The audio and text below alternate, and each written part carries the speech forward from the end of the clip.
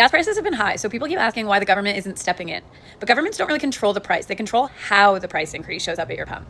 They establish a fuel pricing regime, which is basically when oil gets expensive, who eats the cost? The government, you, the driver, or the company selling the fuel? There are three types of these regimes. The first is what most of Canada, US, and Europe used, which is called liberalized pricing or market pass-through. Essentially, whatever the global fuel price is, it gets passed on to you and then taxes sit on top. In Canada, one of the main federal levers is that 10% excise tax, and Carney removed it until September. This regime is used because it gives typical market signals. When prices are too high, people use less, and if fuel supply is tight, suppliers can bring in more fuel. It also avoids a huge government subsidy bill. But the downside is that you feel the pain when oil prices increase.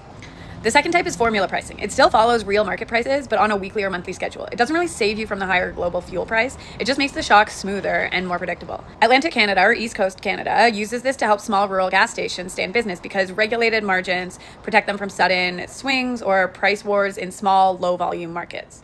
And that's mostly still just pass-through, but just on a schedule.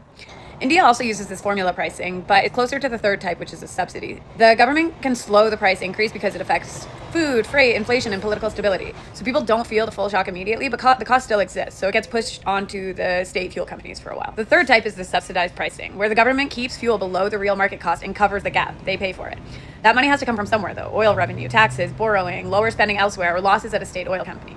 Saudi Arabia is a good example of where this works because it has low-cost oil, lots of revenue, and the state controls the system. But when prices are kept too low, you lose the market signal, which can lead to overconsumption, underinvestment, black markets, shortages, and major issues like Venezuela's infrastructure collapse. Nigeria is another example where they had subsidies, removed them, and then people protested because they weren't used to the real fuel price.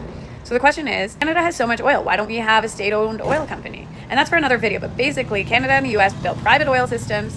Canada's resources are largely provincial, and nationalizing that would mean buying or taking over massive private assets, and gas only gets cheaper if the government then sells it below market cost, which is essentially just the subsidized pricing regime again.